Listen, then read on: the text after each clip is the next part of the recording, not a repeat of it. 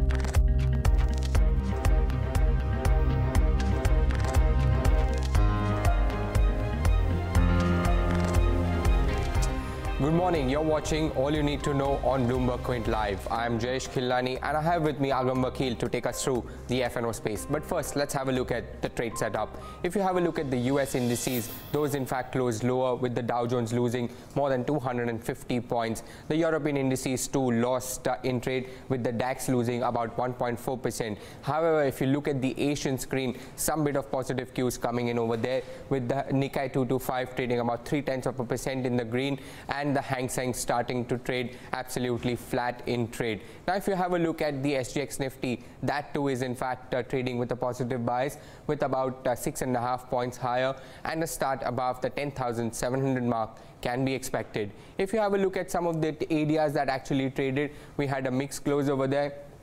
ICICI Bank, Dr. Reddy's and Tata Motors lost more than 1% each, while on the other hand we had HDFC Bank and Wipro which climbed more than 1% each. If you have also a look at the commodity space, oil prices currently trading absolutely flat with a negative bias, but remember that this is on the back of a 1.7% fall that we saw overnight. As far as base metals are concerned, the index itself on London Metal Exchange closed positive, except for zinc, which actually closed negative to the tune of about 1%, and you had other base metals like aluminium, nickel, tin which closed positive. If you have a look at the Shanghai Futures Exchange, most of these base metals are trading with a positive bias once again, except for aluminium which is down in trade, and Shanghai Steel is trading about 2.5% higher. As far as the fund flows are concerned, no major cues came in over there as well, despite the fact that it was expiry yesterday. FIS sold about 15 crores and the DIs actually sold about 266 crores. For the month itself, the FIs sold about more than 9,100 crores and the DIs pumped in more than 15,000 crores. The key indices that we have, once again, the benchmark index Nifty, that actually outperformed its peers in mid-cap index and small-cap index. Now, as far as winners are concerned, we had the Nifty Bank Index which closed about 2.4% positive, and we had the likes of Nifty Energy and Nifty IT which also managed to eke out gains for themselves. The losers, we had Nifty Media and Nifty Pharma which actually closed 1.2% and about 0.9% in the red. The VIX index, that actually cooled off to the tune of about 1.4%, and if you have a look at the contribution plate, what led to the 121 point gain on the Nifty, we had HDFC Twins followed by Kotak Mahindra and Infosys. The losers contributed by Sun Pharma, Tata Motors, TCS and Hero MotoCorp. Agam, that said, first day of the series, what can we expect from June?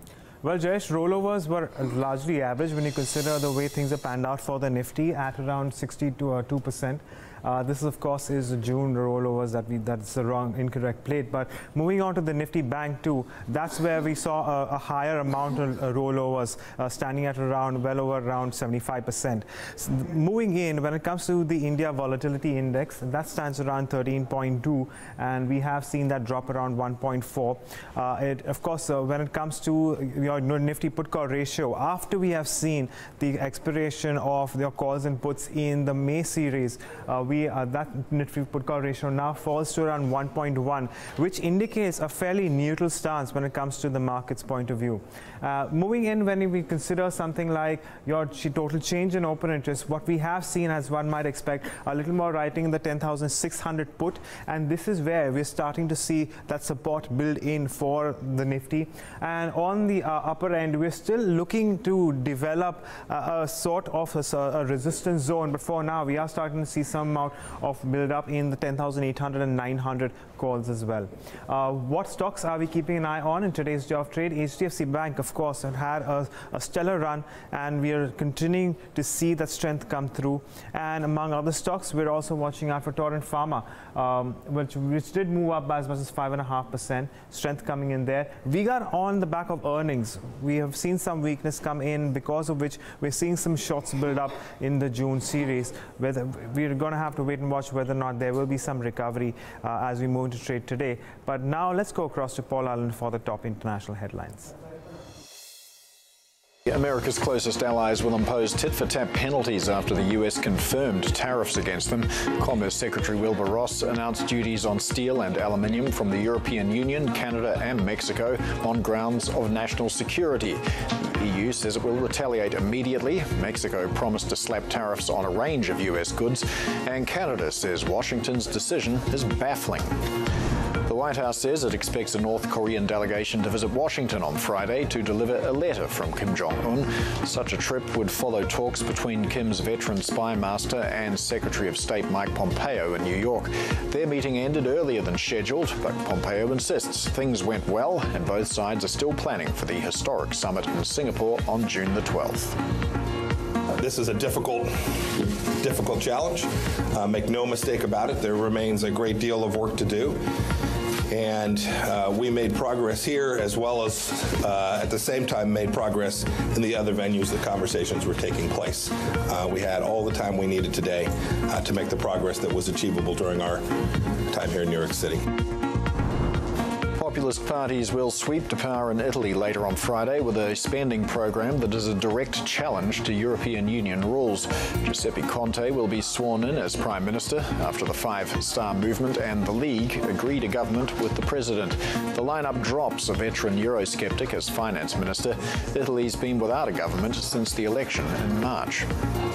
Upheaval as well in Spain, where Mariano Rajoy is headed for a defeat in a vote of no confidence. The parliament will vote later on Friday, and opposition parties are joining forces against him. The Socialists have the backing of two anti-establishment groups and one Catalan party. Another Catalan group and the Basque nationalists are also expected to vote against Rajoy. The Prime Minister says he won't resign. Global news 24 hours a day on air and at TikTok on Twitter, powered by more than 2,700 journalists and analysts in more than 120 countries. I'm Paul Allen. This is Bloomberg. Let me be clear. These tariffs are totally unacceptable. For 150 years, Canada has been the United States' most steadfast ally. Whatever they do in terms of trade actions that affect trade flows today will be encountered by a similar weight action from Mexico, but Mexico will keep on in the negotiating table and in an open dialogue to try to reach a solution that is in the best interest of Mexico and our trading partners. If we were to liberalize within the G7 services to the same degree as we had liberalized goods, these imbalances would be cut in half for the United States For the UK, it happens to be the case as well. It's no longer appears to be America first. It's almost like America alone. Whether it's the Iran situation, which has taken us away from our allies, whether it's the Paris Accord, now it's trade. I don't know where this is going to end up, but it's not healthy for the Western world, in my opinion. We're now heading into month 6 of an on-again, off-again threat of a tariff war, a real tariff war.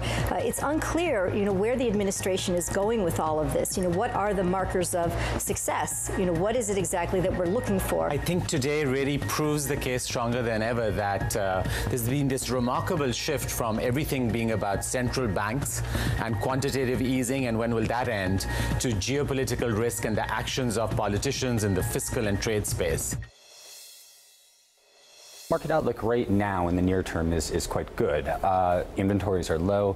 Inventories relative to demand, so in terms of days of forward cover, extremely tight. It's one of the tightest markets that we've seen in years. So the front end of the curve is very well supported, and we see that with very strong refining margins in Europe. We see that with very strong crude prices in Asia now. That story can continue as long as the demand numbers stay strong and as long as OPEC and Russia maintain their production cuts in the middle of June, which is the next big story that we're going to see. I think the other tangent on tariffs that we need to consider is that with Trump, there's generally a first move and then a second move to the extent that there's a plan. One thing that we're very closely looking at as the second order impact of this potential escalation in tariffs is this a bargaining chip for something? And could that be stricter adherence to the Iranian sanctions that we're trying to impose? Meaning that we'll trade you some tariffs if you support us with Iranian sanctions? Yeah, that's right. Yeah. So yesterday, Reliance came out and said they were going to be reducing their purchases of Iranian crude by about 100,000 barrels a day. We'll see if that's part of the broader play here. So for the broader impact then, if you take a look at oil volatility, it's been very soft for a while, but it's starting to pick up. Can you wrap all this up in a bow and say we're just going to have to be more nimble, we're going to see more volatility? I think that's fair. So over the last years, oil prices have rallied. Any measure of speculative length in the market has also increased dramatically. Whether it's in dollar terms or in barrel terms, the market is at or around and near an all-time high in terms of spec length. There's sort of two camps about why people are long. On the one hand, there's the structural argument, and that argument is that investments in oil are declining and we need to bring more dollars to the market over time to fill a supply gap. And on the other hand, this is a near-term story. It's driven by OPEC constraint, it's driven by Russia constraint, and it's driven by strong demand. We're very much in the second camp. We think that this market can and will change, and that to the extent that Russia and Saudis put more oil on the market, we're going to look at a very, very different market in the next 12 months. So we think the next month or two are going to be a very, very key inflection point for the markets. To local equity markets, talk of the day is Maharashtra Seamless, where Gagandeep Credit Capital has picked up 0.5% stake in the counter for a sum of around 15 odd crore.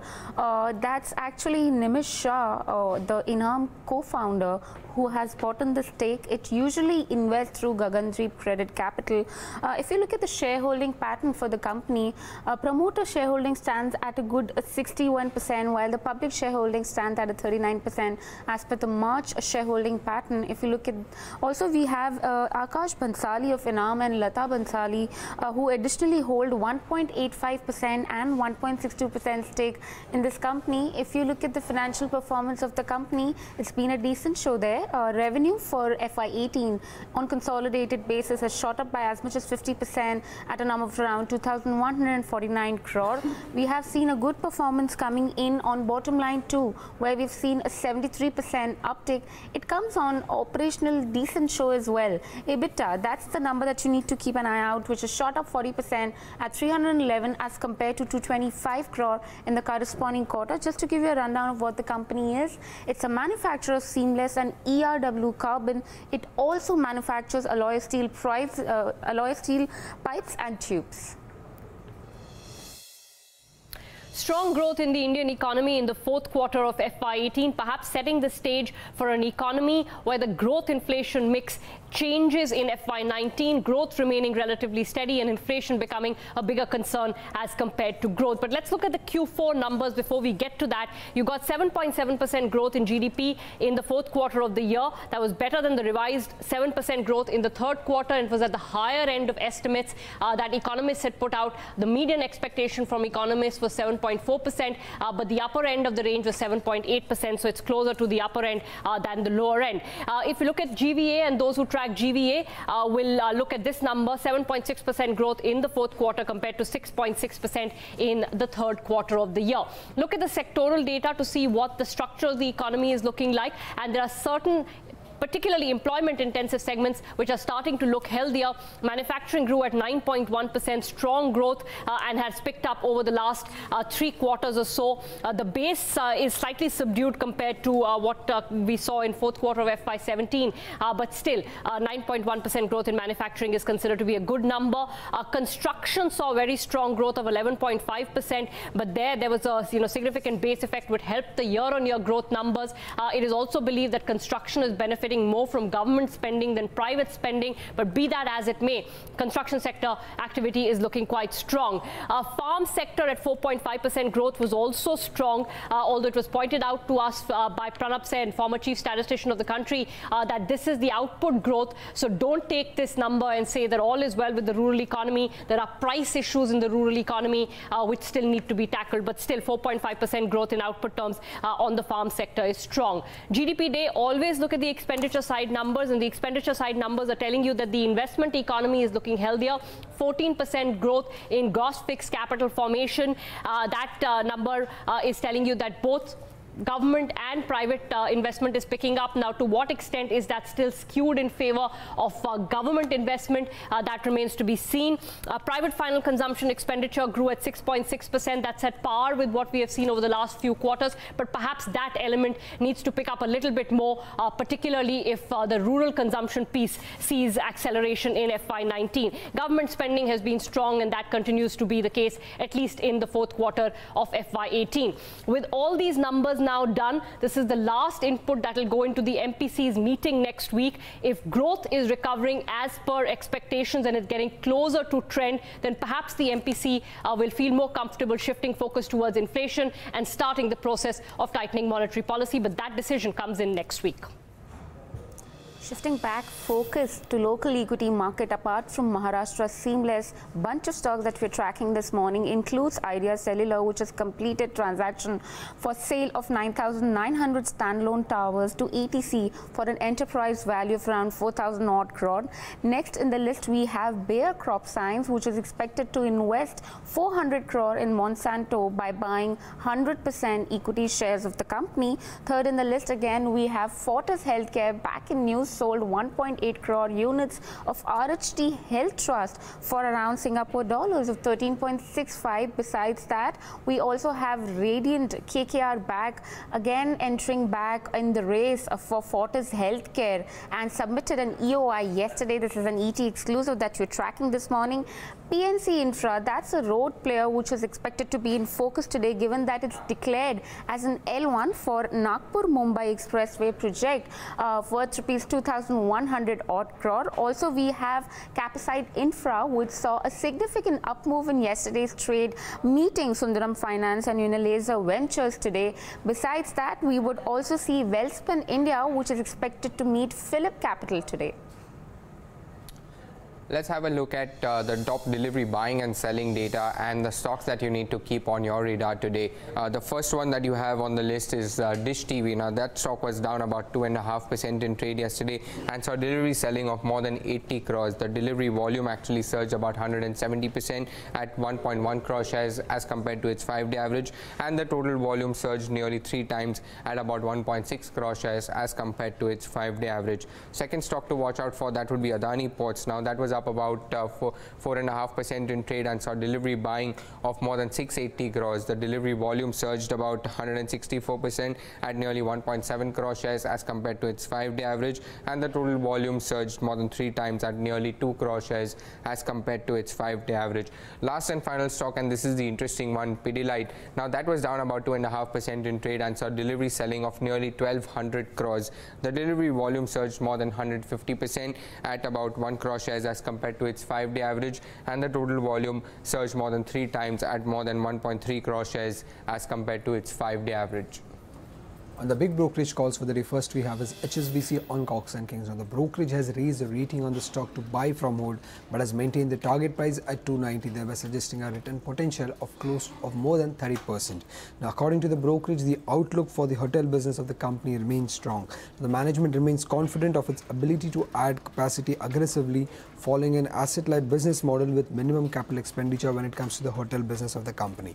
The company also has plans to improve business mix by increasing focus on retail segment. Now if you see year to date, the stock has corrected over 25%, making the valuations inexpensive for Cox & Kings. In fact, the valuation outweighs the concerns related to the high debt on the balance sheet of the company, making the risk reward favorable for Cox & Kings. Second we have is Marquee on Jubilant FoodWorks, and the brokerage has maintained its outperform rating with a target price of 3,103 rupees. Now the brokerage is very positive on the business fundamentals of the company post its meeting with the CEO. The brokerage says that the company's focus will remain on driving its same-store sales growth going forward, which will in turn support the operating leverage story of Jubilant FoodWorks. Now the brokerage is expecting the company's EBITDA to grow at a compounded annual growth rate of 29% over FY18 to FY20, as it remains its top pick in the India's consumer space.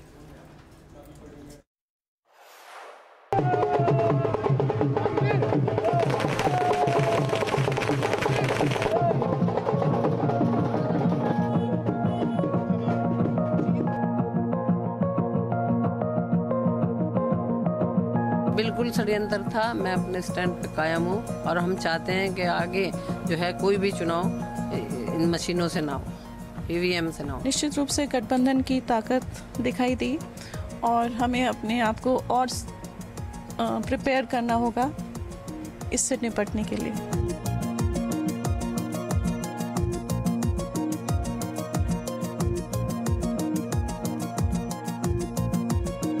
ये अवसरवाद पर लालूवाद की विजय है। जनादेश का अपमान करने का काम किया, जिन्होंने पलटी मारने का काम किया है, उस जनादेश का अपमान का जो बदला है जोगी हाट की जनता ने लेने का काम किया। ये सामाजिक सद्भाव की जीत है, सामाजिक न्याय की जीत है, चौधरी चरण सिंह जी की विरासत की जीत है। देश को बांटने वाली राजनीति करने वालों की ये हार है।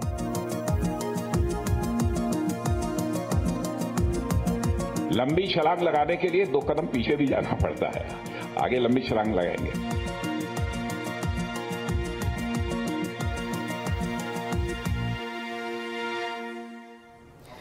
A quick update for you from the world of football. Zinedine Zidane, who is also known as Zizou, has stepped down as head coach of Real Madrid after 3 years at the club.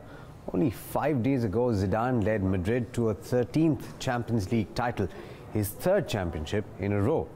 Zidane, a 1998 World Cup winner, has played over 150 games for Real Madrid and was part of the original Galacticos squad. Now, there's clearly lots to talk about over the course of the day, from global geopolitics to updates from Europe and the US trade tensions. All of that and more you'll find on the website bloombergquint.com. There are also several stories that you should consider reading. Here are just a couple of them. Italy's populist Five-Star Movement and League parties prepared to sweep to power with a program for fiscal expansion that poses a challenge to European rules. Giuseppe Conte, who is 53 and a law professor with no political experience, will be sworn in as Prime Minister along with his cabinet today by President Sergio Mattarella.